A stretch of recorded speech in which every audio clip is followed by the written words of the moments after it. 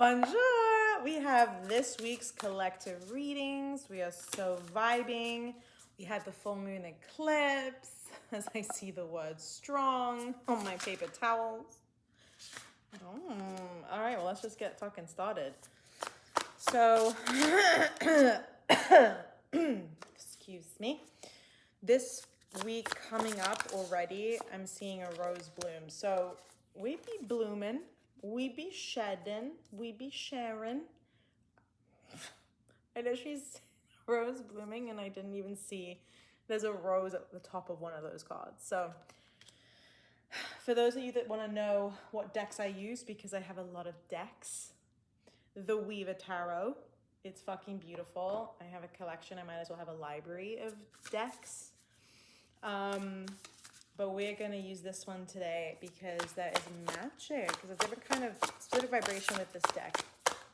Clarify 3 of coins. I'm hearing the word stepping into a new space. Literally new space. Okay. All right. Yep. Cool. We're stepping into a new space. Feels like there's throat chakra stuff coming up here. All right. Anything else I want to clarify, Spirit? Okay, so we have the Judgment card. We can just see a little bit of that. Look how beautiful this deck is. What the fuck? We have 3 of coins, like we said. And we have the Ace of coins. So a lot of earthly energy, physical realm energy. So we're going to dive into this. So for the Judgment card, this week, for those this is meant to be for, as always, take what resonates and leave the rest. This is quite self-explanatory. There's a lot of self-judgment that is coming up to be cleared. So it may feel like you're going backwards, but the way your mind is working, you're not going backwards, honey. It's coming up to be cleared. It is not something you identify with or attach to. With the full moon eclipse, this is definitely helping you release what isn't for you in time for the harvest new moon and 2 weeks after that. This is forcing you to see things that you've hidden.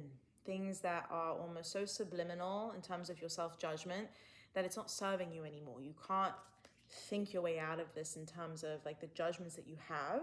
You can't get to the next space that you want to get to with those thoughts. So this is coming up for you to see differently. And the energy with this is also, just makes sense with my throat right now because I've been fine all day. The energy to which you talk to yourself is paramount in identifying with the new version of yourself that is exploring and experiencing more of what you desire. So Spirit's getting me to share with you this concept where the more you become the real you, the more natural it is to allow in what you really want. And I'm not talking about what you think you want, what your soul and heart knows will fulfill you. But with that, that means certain identities or versions of you that are not aligned to your true authentic self, but have been used as a way to mask or to protect yourself, coming up. Which brings us to the 3 of coins, which is clarified by the Devil card. And the Devil to me is all about the shadow, the things that are keeping us stuck and trapped in this world or this bubble of reality that seems so convincingly the only thing available, when actually when you break through it, you understand there is so much more available to you from a different experience. And it's not that one is bad or one is good, it's just what you prefer. And majority of the time we stay in the stuck energy because we don't know how to move. We don't know how to get out of that bubble. I mean, I recently closed a 7-year cycle of a bubble that I was genuinely convinced was meant for me, was something I wanted in my life, until I channeled for myself and understood that, oh shit, I needed to go through this again to understand that the version of me who is more myself than ever before, authentically me, than how many years ago, doesn't want that anymore. And that's okay. There are things that you're going to think that you thought you wanted then, you're not going to want now. And this can also apply to people in your life. There might be people in your life or people you're trying to manifest into your life that you thought were what you really wanted. But the more you become yourself, the more you'll get clarity on what that actually is, on who that actually is. And to remember that there are people who can support you, support your vision, support and want the best for you. And if those people are in your life right now, that doesn't mean they don't exist. So understand that if you're truly open to having your soul people around you, to recognize that you do get to have that in your physical reality. Excuse me. The Ace of Coins is all about physical manifestation of the new. And it's not the Ace of Cups, it's not the Ace of Wands, it's not the Ace of Swords. It's the Ace of Coins. And I'm hearing, yes, coins are about also monetary and financial and abundant gain. But this feels also more about what it is you desire in the physical reality. And you get, again, spirits loud and clear, you get to have what you actually want that will actually fulfill you. And this is an invitation this week to discover what it is that you really want, not based on what you've wanted for so long, to come back to this new space, because you're not who you were a day ago, okay? You are constantly shifting. If you're watching this and this resonates with you, you've been constantly shifting and healing. And I do this because you're already whole. But the parts of us that don't know that they're whole is what's healing, right? You already have been doing the work to come back to more of who you really are. That's been part of your journey. For those people that this is for, you don't need to worry about how it comes about. But be aware, this is an invitation to be aware of where you are trying to control how it comes in, and to surrender it. And people say this all the time, to surrender what you want. And I'm like, how the fuck do you do that? On my journey, I was like, that's great to know, but I'm a control freak, or I was identifying as one. So an action step you can do to surrender is to breathe into your body and see where there's a grip, there's tension, there's this feeling of holding on. And you're gonna notice it where in your body, but just breathe and scan it and just see, where in this space am I holding on to something and it's uncomfortable? It's in that space that you're going to connect with, because that's going to show you why that part of you is trying to control it, because more often than not, it feels unsafe, that it's not going to happen, that the thing they want is not going to happen, so they want to control it, right? And that's why the key to calling in or experiencing anything in the physical is understanding your unconscious belief systems and your unconscious knowing that you're currently running on, but also understanding that when you're in neutral and you're okay whether it happens or not, that's when it comes in. People talk about detachment a lot. It's the truth. But the way to be detached this week, and something you can practice this week, is understanding if you allowed yourself to say, like, let's say I really, really fucking want a partner. I really desire partnership, a conscious person, someone who is aligned to me, true love, whatever the fuck it is on your list. And I want you to ask yourself, okay, is this a desire or is this a need right now? And the way you can know the difference between a desire and a need is understanding that if you didn't ever have it, would you be fulfilled and okay? Would you still be fulfilled and okay and happy with, and at peace, I should say, rather than happy, because happy is an emotion that, shifts constantly, but you'd be at peace with your life if it didn't happen. Now, it's not to say that you can't desire and you won't have it, but this will show you where unconsciously you feel like you need it.